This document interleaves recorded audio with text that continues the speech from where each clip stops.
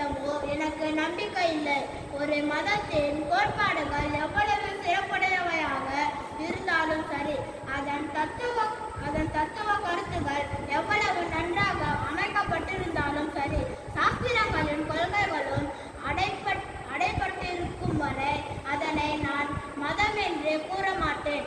கண்கள் முன்னால் இருக்கின்ற பின்னால் இல்லையே, முன்னோக்கி செல்லுங்கள்.